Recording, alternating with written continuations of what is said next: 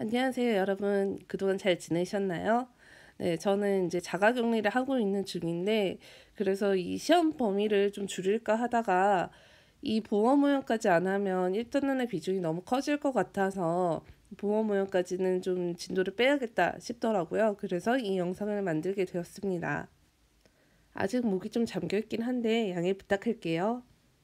네, 우리가 지난 시간에 이 현대보건자 모형에 들어오기에 앞서서 에너지와 고, 그리고 파장의 관계, 그리고 에너지와 진동수의 관계에 대해서 학습을 했었습니다. 에너지와 진동수는 비례의 관계이고 에너지와 파장은 서로 반비례 관계이다 라는 얘기 했었죠. 그래서 파장이 증가하면 에너지가 감소한다 라는 것도 봤었고요. 우리가 가시광선 영역이라고 하는 우리 이제 빨간색부터 보라색 영역까지 가면 보라색으로 갈수록 에너지가 증가하고 그리고 파장은 감소한다 라는 것도 봤었습니다. 네, 이 그림은 제가 이제 이미지를 좀 따온 건데요. 우리가 빛의 영역이라는 게 있습니다. 이 빛은요, 파동의 성질을 갖기도 하고 입자의 성질을 갖기도 하죠. 그래서 그 파동의 성질 중에 파장의 길이에 따라서 우리가 이 빛을 나누게 되는데 그 중 안에는 뭐 전파, 마이크로파, 적외선, 가시광선, 자외선, 엑스레이, 감마선, 감마선이라고 하면 우리가 그 방사선을 얘기를 합니다. 그래서 그림을 보면 이쪽으로 갈수록 파장이 짧아지죠. 짧은 파장이 되고 에너지가 증가하는 모습을 볼 수 있고 왼쪽으로 갈수록 긴 파장이 되면서 파장의 길이가 길어지면서 에너지가 작아지는 모습을 볼 수가 있습니다. 근데 우리가 이제 이 단원에서 할 빛의 영역대는 적외선, 가시광선, 자외선 영역이 되겠습니다. 아래쪽에 그림을 보면 이제 다시 가시광선과 적외선, 자외선 영역들이 있는데 이게 지금 파장이라고 쓰여 있잖아요. 우리가 1나노미터는 10의 마이너스 9승미터를 얘기합니다. 근데 가시광선 영역은 400에서 약 700 정도까지 나노미터를 얘기하고요. 700보다 긴 파장. 그래서 에너지가 작은 부분. 여기를 우리는 적외선. 그래서 400나노미터보다 파장이 짧고 에너지가 큰 부분을 우리는 자외선 영역이라고 합니다. 그래서 여러분들 자외선은 에너지가 높기 때문에 우리가 쬐면 피부암 같은 것도 걸릴 수가 있어서 선크림을 바르잖아요. 그리고 이 적외선은 상대적으로 에너지가 작아서 우리 몸에 미치는 영향이 좀 미비하고 그래서 물리치료 이럴 때도 사용이 됩니다. 네, 그럼 다시 교과서 내용으로 들어와서요. 우리가 이제 그 빗면하고 계단 모형을 비유를 들면서 연속 스펙트럼과 선 스펙트럼에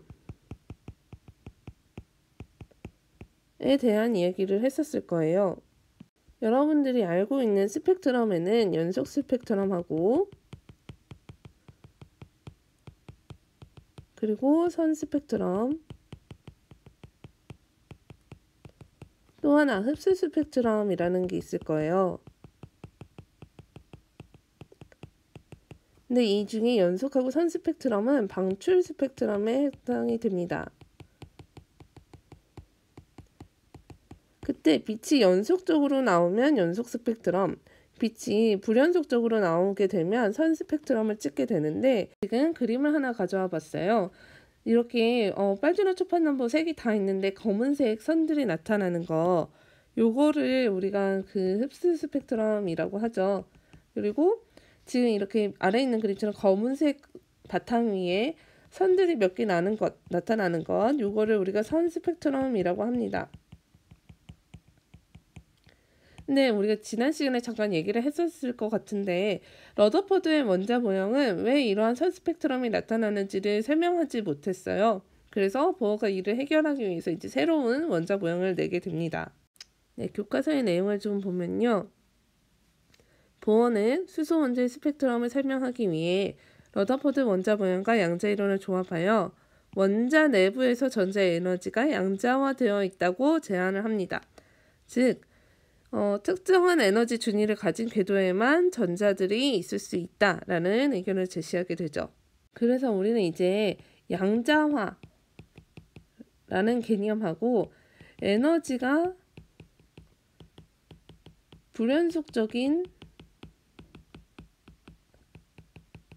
값을 갖는다 는 것과 서로 거의 비슷한 의미라고 보시면 될 것 같습니다. 그리고 여기 이제 특정한 에너지 준위라는 말이 나오게 되는데요. 이 준위가 영어로 하면 레벨이에요. 그러니까 특정한 에너지 단계를 거친다 라고 보시면 돼요.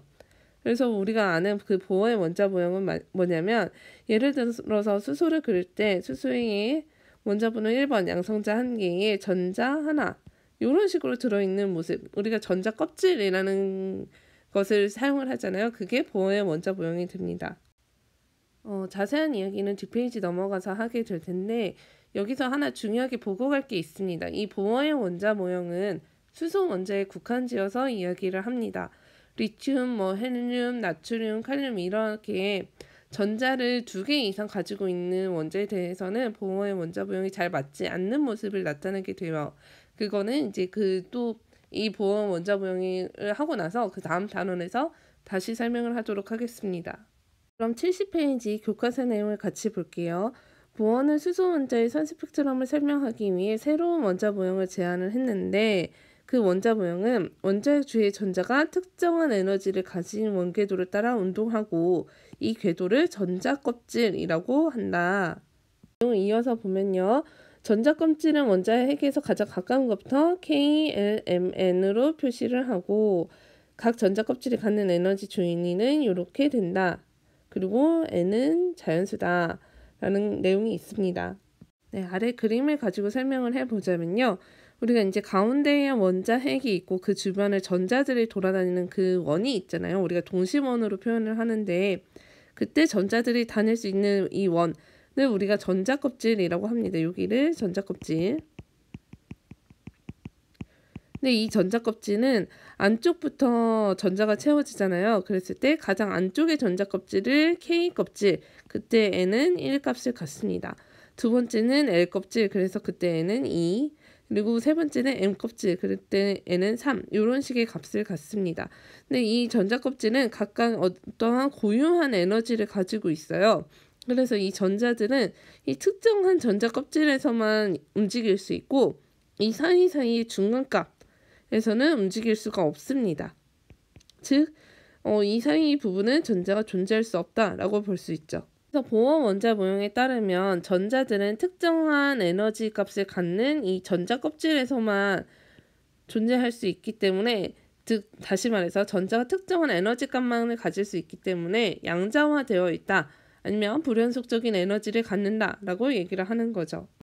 그러면 각 전자 껍질이 갖는 에너지, 즉 전자가 갖는 그 불연속적인 에너지들은 어떻게 값을 알 수 있나?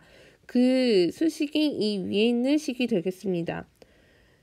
그래프도 같이 볼게요. 그래프를 보면 여기 지금 K껍질에 전자가 있는다고 하면 그때의 N은 1이 되잖아요. 그러면 그때의 첫 번째 껍질에 있는 에너지는 마이너스 1의 제곱분의 1312 그리고 kJ/몰이라는 단위를 갖습니다.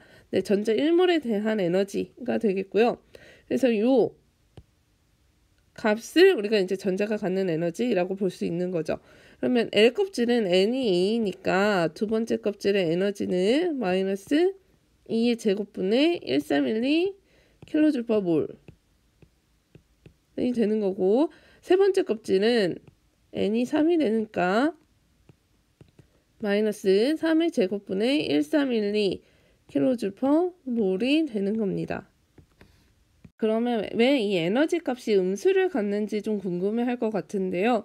우리가 이 전자 궤도는 N이 1부터 N이 무한대까지 있다고 봅니다. 사실상 이제 무한대라는 거는 어떠한 숫자라기보다는 의미인 거죠. 전자가 원자 핵으로부터 아주 먼 껍질에 있다라는 건데, 이 무한대에 있을 때의 에너지를 0을 기준으로 잡기 때문에 그렇습니다. 그래서 이것보다 적은 전자 껍질을 가질 때는 에너지 값이 음수를 갖는 것처럼 이제 표현을 하는 거죠. 네, 그리고 하나를 더 이야기할 게 있는데, 지금 보면 이 그래프에서 첫 번째 전자 껍질의 에너지와 두 번째 껍질의 에너지 사이의 간격, 그리고 두 번째 껍질과 세 번째 그 전자 껍질 사이의 에너지 간격, 얘네들이 서로 다른 크기인 걸 볼 수가 있어요. 그 에너지 공식에 의해서 첫 번째와 두 번째 사이의 간격이 가장 크고요. 이 간격은 전자껍질 수가 이제 늘어남에 따라서 점점 작아지는 모습을 보이게 됩니다. 그래서 이 에너지 준위를 그리게 된다면 이제 뭐 Y축의 에너지라고 한다면 첫 번째 E1, 그다음에 E2, E3 이런 식으로 이 간격을 점점 작아진다라는 걸 볼 수가 있습니다. 여기 E4가 아니라 E5, 그죠? 다음에 교과서 내용을 같이 더 이어서 볼게요. 보험 원자 모형에 따르면 전자가 같은 전자 껍질에서 운동할 때는 에너지를 흡수하거나 방출하지 않는다. 그런데 에너지 준위가 다른 전자 껍질로 이동할 때는, 즉 안이나 바깥쪽으로 전자가 왔다 갔다 할 때는 두 전자 껍질의 에너지 차이만큼 에너지를 흡수하거나 방출한다 라고 하면서 왼쪽에 전자전이라는 게 있습니다. 네, 이 전자전이는 전자가 안쪽 궤도에서 바깥쪽 궤도를 넘어가거나 바깥쪽 궤도에서 안쪽 궤도로 넘어올 때 그 상황을 전자전이라고 합니다. 그러니까 다시 말하면 전자전이를 하지 않고 한 궤도에서만 움직이는 전자는 에너지의 흡수나 방출이 없는데, 전자전이를 통해서 다른 궤도로 움직인 전자는 그 에너지의 흡수나 방출이 있다라는 걸 의미하는 거죠. 그리고 또 이어서 보면요. 원자가 가장 낮은 에너지를 갖는 상태를 바닥 상태라고 합니다. 우리는 이 자연에서 바닥 상태, 에너지가 가장 낮을 때를 안정하다라고 표현하기도 합니다. 반면에 원자가 높은 에너지를 갖는 상태를 들뜬 상태라고 하는데요. 이 들뜬 상태는 이제 우리가 불안정하다 라고도 얘기합니다. 그래서 밑에 있죠. 들뜬 상태의 원자는 불안정하기 때문에 높은 에너지 준위에 있는 전자는 낮은 에너지 준위로 되돌아가면서 비대너지를 방출한다 라는 얘기가 있는데, 그림을 통해서 다시 볼게요. 먼저 왼쪽 그림을 보겠습니다. 왼쪽 그림을 보면 이제 수소라고 한다면요. 수소의 원자 번호 1번, 그리고 전자가 하나가 있어요. 근데 그 전자가 원래는 원자 번호 1번의 가장 안쪽 궤도 K 껍질에 있을 때 가장 안정한 상태, 에너지가 낮은 상태가 됩니다. 근데 이 안쪽 궤도에 있던 전자가 바깥쪽 궤도로 전자 전이를 하게 되면 에너지가 증가하게 돼요. 얼만큼 증가하느냐 계산해 보면 알죠. 첫 번째 에너지는 마이너스 1의 제곱분의 1312kJ/몰이었고, 두 번째 궤도는 마이너스 2의 제곱분의 1312kJ/몰이었잖아요.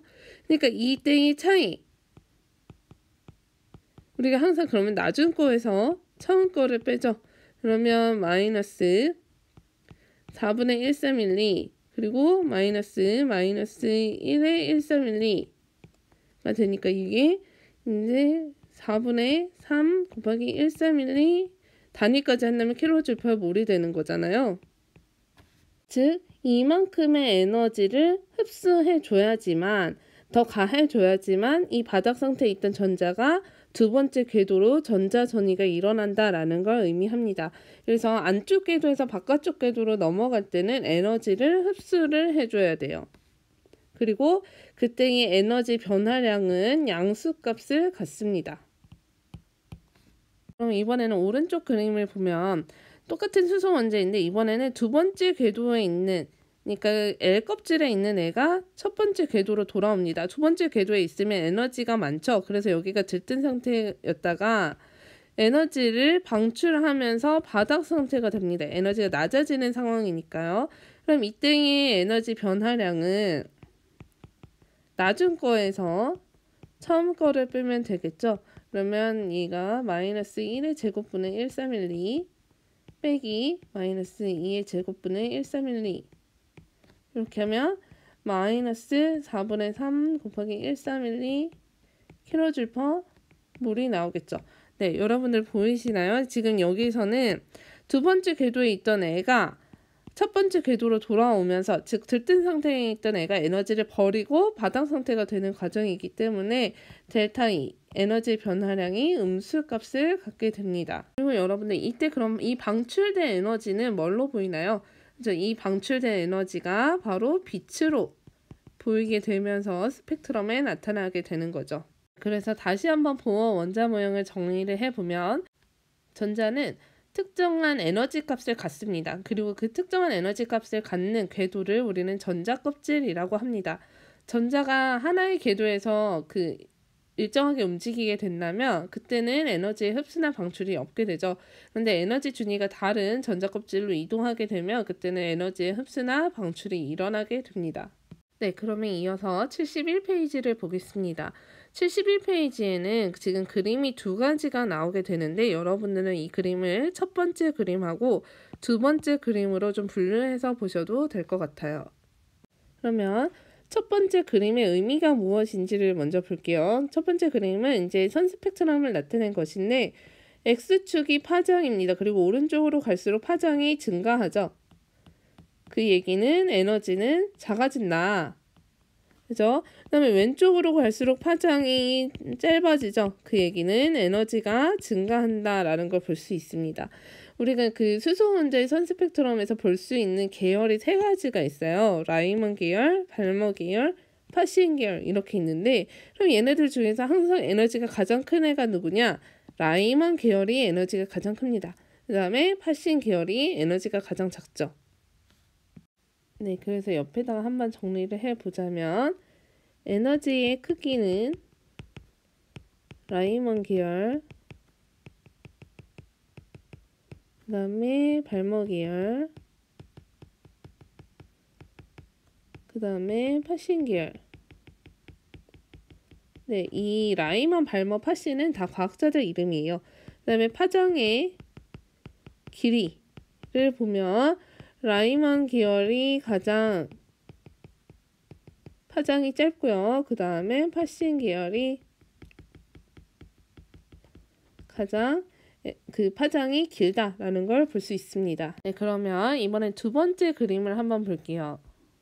네, 두 번째 그림을 보면 조금 더 복잡해 보이는데 하나씩 차근차근 볼게요. 맨 처음에 라이먼 계열이 옵니다. 라이먼 계열의 그림을 좀 봤더니 전부 다 지금 선이 여러 개가 있잖아요. 이렇게 선이 여러 개가 있는데 얘네들이 다 도착 지점을 보면 첫 번째 궤도로 오게 됩니다. 보이시나요? 네, 그러면 발머 계열도 한번 보자. 발머 계열을 봤더니 얘네들도 선이 여러 개가 있는데 얘네들의 도착 지점이 어디야? 네, N이 두 번째인 궤도가 됩니다. 파시엔 계열도 여러 개의 선이 있지만 얘네들의 도착 지점이 세 번째인 궤도가 됩니다. 우리가 N이 1이면 K껍질, N이 2면 L껍질, N이 3이면 N껍질 이런 식으로 불렀었죠. 네, 그래서 이것도 오른쪽에 한번 다시 정리를 해볼게요. 이제 먼저 라이먼 계열 이라는 건 무엇이냐면 N이 2 이상인 전자껍질에 있는 그 전자가 N이 1인 껍질로 오는 것을 얘기합니다. 그러니까 두 번째, 세 번째, 네 번째, 뭐 10번째, 100번째에 있는 어떤 전자든지 간에 첫 번째 궤도 K 껍질로 오게 되면 우리는 그걸 라이먼 계열이라고 하고요. 얘네들은 보통 이제 자외선 영역에서 스펙트럼이 나타나게 됩니다. 두 번째, 그럼 발머 계열은 N이 3 이상인 애에서 N이 2 두 번째 전자 껍질로만 무조건 돌아온다면 이건 발머 계열이라고 합니다. 그리고 발머 계열은 보통 가시광선 영역에서 빛을 보이게 됩니다. 그럼 세 번째, 파시엔 계열. 네, 파시엔 계열의 도착 지점은 어디였어? 네, 세 번째 껍질이었어요. 그렇으니까 당연히 네 번째 이상의 껍질에서 세 번째 껍질로 오게 되면 우리는 그걸 파시엔 계열이라고 하고 얘네들은 적외선 영역에서 빛이 보이게 됩니다. 우리가 앞에서 그 얘기를 했었죠. 자외선 영역이 에너지가 가장 크고 이제 그 다음에 가시광선 영역, 적외선 영역, 그러니까 이 세 개 중에 자외선 영역이 가장 에너지가 크다.